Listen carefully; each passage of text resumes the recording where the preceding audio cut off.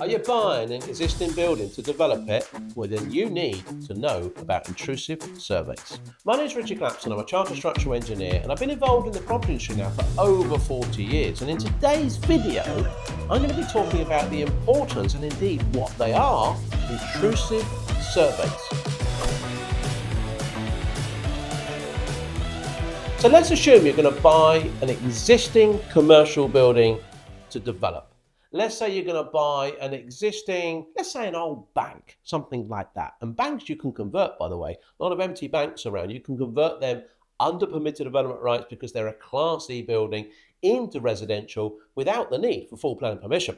Anyway, that aside, we're going to convert this existing bank into residential properties. But what's an intrusive survey? When do we do it? And why do we need it? Well, we're going to obviously make some alterations. We're going to go and change the arrangement of that bank. We're going to probably want to knock some walls down. We're going to probably want to take the staircases out and relocate them. Maybe there's an odd column here or there that we want to take out. Imagine the last time you went into a banking hall, maybe there were some posts or columns in the way.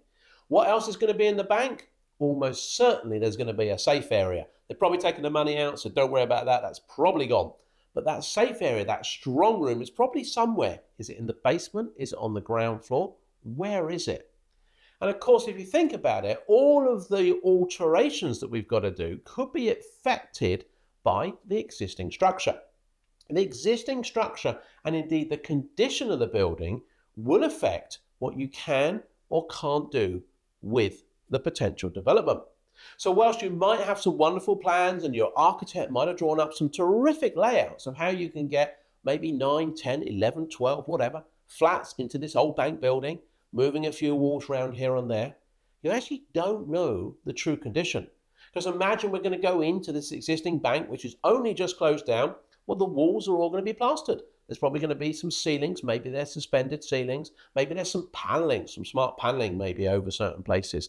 We don't know the true structural arrangement and we don't know the true condition of that existing building. This is where an intrusive survey comes in. An intrusive, well, it says it on the tin. It's an investigation into the structure. We're going to intrude into the structure and find out what is going on. How do we do that? Well, if we've got a panelled wall, we're going to take off a bit of panelling and find out what's behind it. If we've got a plastered wall, we've got to strategically take off some plaster in certain places. If we've got a suspended ceiling, we're going to take a bit of that down. If we've got a carpeted floor, maybe a raised floor, which has like got electrical systems underneath it, sometimes you see those in offices, we're going to take that up in certain places. If we've got a vault, a strong room, we need to see the structural arrangement of that. Maybe there's a downstand. Sometimes you've seen sort of downstands in buildings. You know, what's in there? Probably a beam.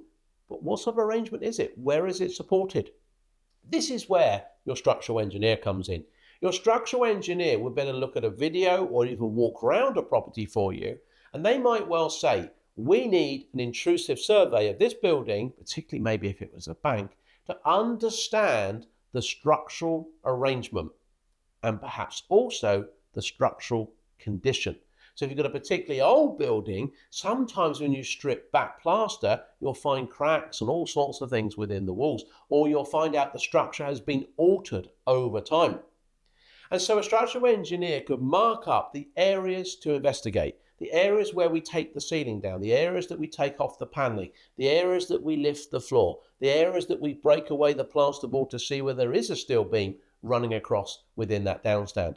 Maybe it's not a steel beam, maybe just pipework. That intrusive investigation, of course, is fine if you own the building. If you don't own the building, it could be slightly tricky, but it could be very, very dependent on the results of that, of whether you're still going to go ahead. What if you plan to open it all up, but actually the costs are prohibitive? You need to find that out before. Now, most vendors would be prepared to let you do an intrusive investigation. I've done many intrusive investigations over the years, even in fully occupied buildings. We've had to go in sometimes on a weekend with a contractor, with our structural engineer, cut away bits of plasterboard, lift up the floors, take down the ceilings, take off bits of paneling, see what's there, and then reinstate them, put them all back. So when they turn up on a Monday morning, it looks exactly the same. So most vendors will let you do this. Do not be shy in asking, because the results of this intrusive investigation could mean, at the very worst, you pull out the deal. Equally, it could mean that you have to maybe reduce the offer price, because it could be that what you wanted to do is now not possible. Maybe you wanted, if we use the bank example, to take out the strong room, to take out the vault. But actually, the structural engineer has now determined that it's part of the stability of the building. And for you to take it down, well, it's going to be a lot of money to take it out and reinstate stability elsewhere. Now, of course, you can incorporate vaults within schemes. That could work quite well, but it might actually affect your end value, your gross development value. On that basis, that might affect what you can offer for the building. You might still be keen, but not at the price it's asking. So actually, the intrusive investigation is so important. Don't always need one, but you'll be guided by your structural engineer. So whenever you're looking to put an offer in on a building, always make sure you've got your design team in tow. Always make sure you do some photographs or a video of the existing building, or better still, take your structural engineer around.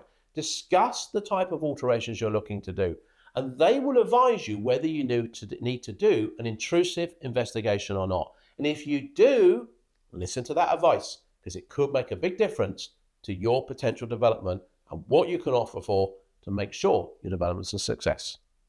Hopefully that makes sense. Maybe you've made some notes on that one, and please make sure you action that. Like and subscribe as always, and let us know if there's anything else you'd like us to talk about on our Top Tip series.